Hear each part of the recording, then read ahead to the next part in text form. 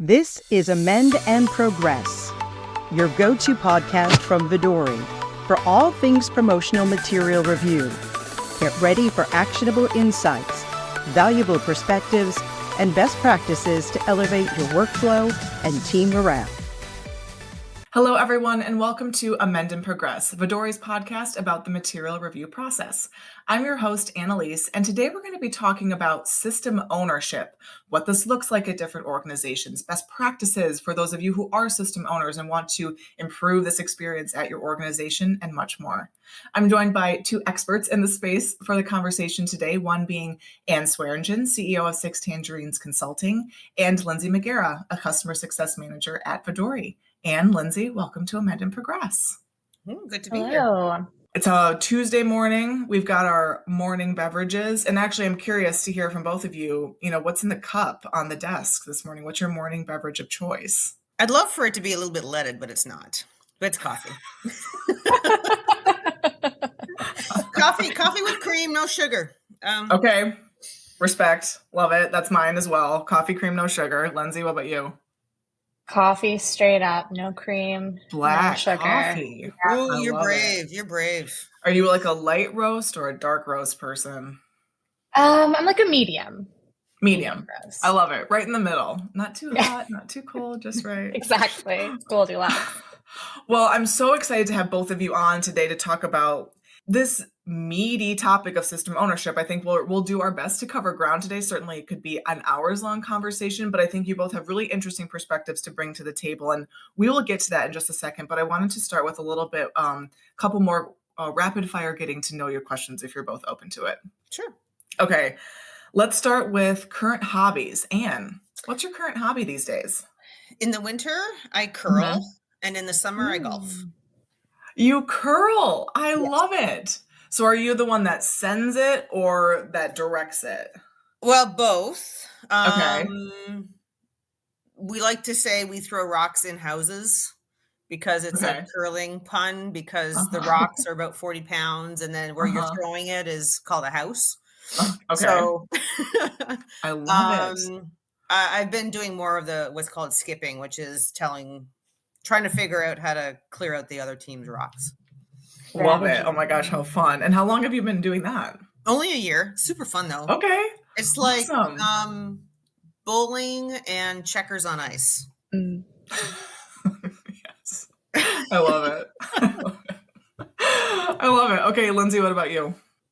Boring answer, but traveling. Love to get out.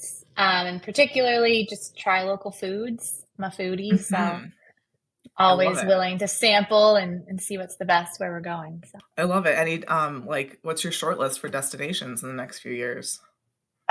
We just got back from Key West, which I love it there. Key lime pie. I mean, you can't go wrong with that. It's so good. Yes. We have some internal trips planned in the U.S. So we're going to the Grand Canyon, which I've never been to. I'm super excited about that. Very cool. Trip to Boston, and then we're also traveling across the pond and going to Europe late next year. So making your hobby a reality. I love it. You'll love the Grand Canyon. Beautiful. Yes. I feel like it's a must do, right? Yeah. For sure. And I love that instead of cake at my wedding, we had key lime pie. So I am a huge key lime pie person. Nice. Love it. Could eat it every day. So have you been to Key West? No, but obviously I need to go to eat as much key lime pie as I possibly can. Yes. Breakfast, lunch, and dinner. Yes. For me, that's not a problem. I have a huge sweet tooth. Okay, final getting to know you question. And Anne, we'll start with you. What's one productivity hack or best practice you use in your daily life? I work really hard to not check email for the first hour of the day because it derails me. I would rather take that hour and not open up my email. Yep. Knowing that, like the night before I've checked and I don't have a meeting at that time. But setting aside the first hour of the morning to get something done off my to-do list, just knocking it out before I totally get distracted because email is like a rabbit hole. Yep. It's a great one. Okay, Lindsay, what about you? I promise that is the exact same thing I was going to say. Said a little bit differently, not just email, but I like to write down my top 1 to 3 things. And that's the first thing I start with, and then carry on with the Slack messages or the emails. But I agree. It makes you feel productive. At least if the day goes crazy, I know I accomplished those 1 to 3 things that I wanted to get done and off my plate. So yep. I love it. I love that you both had similar ones. That's fantastic. On the same page already, even before we get into the conversation today, couldn't ask for better. Okay, so like I said, system ownership, we could take this in a lot of different directions, and curious just to see sort of where our conversation goes today. But let's maybe start by just painting the picture of the system owner. Who is this person? What are they responsible for? What have you seen in your experience in industry or with our customers, Lindsay? Just help me paint the system owner picture. Who is this person? Yeah, from my perspective as the customer success manager, that system owner is really my partner. We are managing the system, making sure the system is staying up to date and aligning with their business processes and their business needs and goals. Really their system champion. I've heard that term be used before, and I think that's a great way to put it. Yeah. And then on the flip side, it gets chaos at the organization. They just blow it up, right? So one of the things that folks need to really think about is who owns systems at their organization. Because sometimes it's IT. Sometimes the system champion that would be working with Lindsay is also the system owner, but not all the time, right? And then there's system owner, and then there's process owner. And so how do you divide that up? Like, what's the racy? Who gets to make decisions? Because the platform touches many different therapeutic areas. Right. So is regulatory the system owner? Is it medical? Is it marketing? Is it IT? And how do you kind of get through that internal battle? Because when you want to make changes, there's a lot of alignment that has to happen. So internally, it can be very muddy. Is it ever shared, or do we typically see one person own it? You'll end up, because there's like spots for one name, there'll be a point person, but usually in some organizations, you may see that there's a subject matter expert from each of the representative groups. So it's like a system committee, but that one person is the point person that would be working with Lindsay, so that, Lindsay's like, hey, we need to roll out something else, or I go to her to say, hey, the team's come up with a lot of changes. We have some things to do. But Lindsay, what's your sense on that? No, I think that's a great way to put it. As you said, there's that one person that's on the wraps for owning it, but typically they're surrounded at their organization by a lot of other players in the field, which, to your point, can get muddy and can get messy when decisions need to be made or there's challenges or roadblocks. So yeah, I completely agree. I see a wide variety of that shape and form among my customers. So even if it is committee based, there's still this liaison or this one point person that ultimately works with other departments as needed, makes key decisions, et cetera. It sounds like it's critical component, because otherwise we could get into a death by committee situation where it's just hard to make any movement. So that makes total sense. And I want to go back to your previous point on that often it's IT who is the system owner, but they're not going to be the process owner or have process context. Maybe they do, but they're not in the weeds of it, right, on a day-to-day basis. How then do sort of the process owners, what's like a best practice when you do have the system ownership that sits outside of those who are in the material review process day to day? What does this look like? What does good look like? Well, a couple things just, to add a bit more context, right? So in some organizations, you can't move without getting approval from IT. And so you're at the mercy of just their resources, right? The team wants to move forward, wants to implement a system, but IT's like, yeah, take a number, because we have a quality management system update, or we have something else that we got to do, and you're low on the totem pole, right? Because the system doesn't impact the business, like everything in the business, right? They may be doing a CRM, like a customer resource management system update. And so it's like, take a number. The other piece is that they have their own rules, I guess, IT, in regards to validation and things like that. So you need to be partnered very closely with them, and they need to be part of the team that implements the system, because unless you are a jack of all trades and know IT and know all the validation and all the hoops that you need to do and the system to document it in internally to get it through, you're never going to move forward with it. Right. And so the process owner makes sure that the system does the process that you need it to do, right? Like, how many checks and balances do you want? What metrics do you want? Things like that. But when a new product comes out, or you need to change the workflow for whatever reason, you got to go and talk to your friendly neighborhood IT team to say, hey, we have a process change that impacts the system and we have to add these things. And they're like, well, what is it? And do we have to revalidate? And then, so what you think is super easy is could be a 3-month process all of a sudden. But I mean, Lindsay, I'm sure, has got lots of perspectives on that too. Yeah, Lindsay, what would you add? I know we even tell people to bring IT to the table, correct? Like, talk to me more about how we sort of work on this with our customers. Yeah, I'd say it's tricky. IT often has limited resources, and they have lots of other projects going on, as Anne said. So it's not always the first on their list when we come knocking. So I think it's important to have that good connection, that foundation to begin with, have that partnership. As Anne said, make them your friends, because you will need them down the road. And it's so much better to have them already involved in the conversation, but it can get tangled up in that red tape. It can get challenging. There's a lot that goes into it from the IT side and standpoint that can be, just quite frank, frustrating as a system owner and as a system admin when you are trying to make changes and essentially just make the system align with your business processes. But if that's considered a change, then there's steps that need to be taken from the IT standpoint, which everyone's just trying to do their job, of course, at the end of the day. So, I think it's important to keep them involved from the very beginning, and then don't lose sight of your IT partners. Keep that relationship and that foundation strong. It'll help serve you in the long run. And you'll be able to speak to this better than I will, Lindsay, but also lean on your software vendor to help guide some of these conversations, or, we're your partner as well.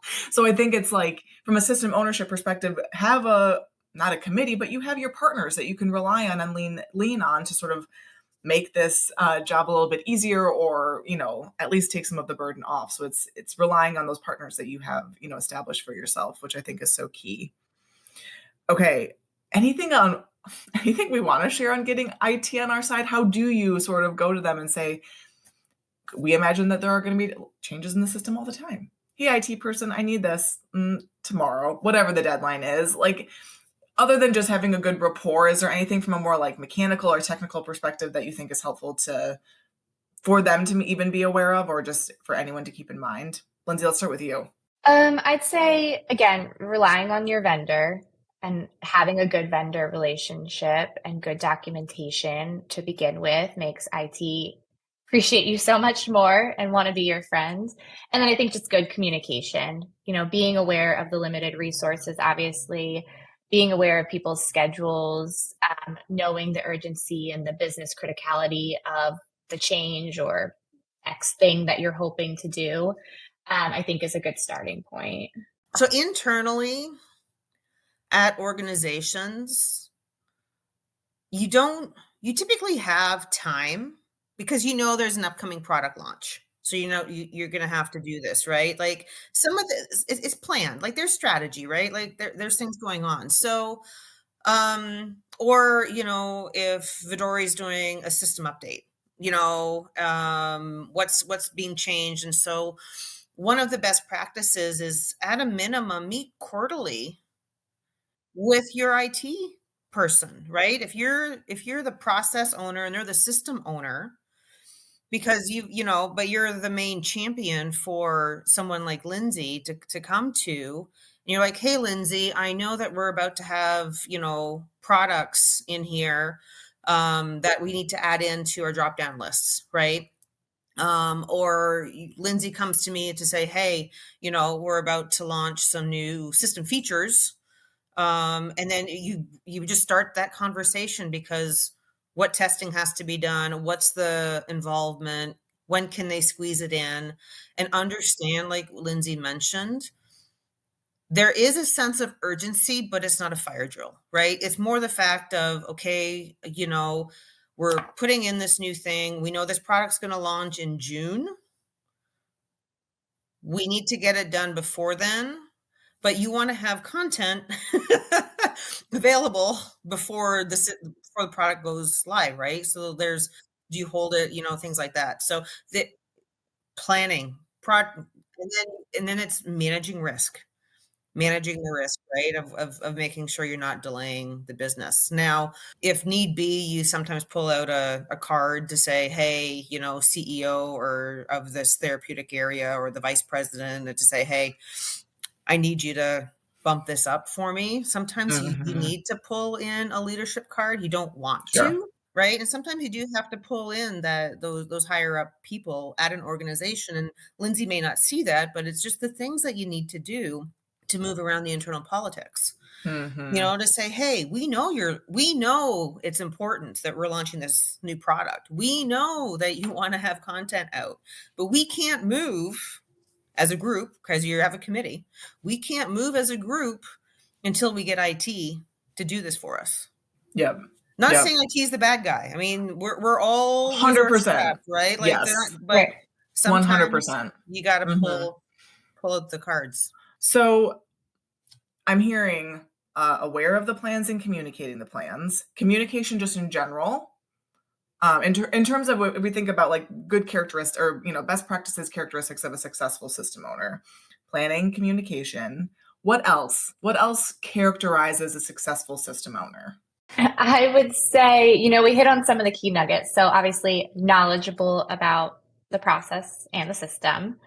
I think being open to change and comfortable with change, and willing to work through change, because as we know, things are fluid, things are dynamic, it's bound to happen. I think Anne touched on a good one, having someone that's willing to take maybe that escalation or things to that next point if they're really feeling stuck. I know it can be hard, but I think that's a great point that Anne made.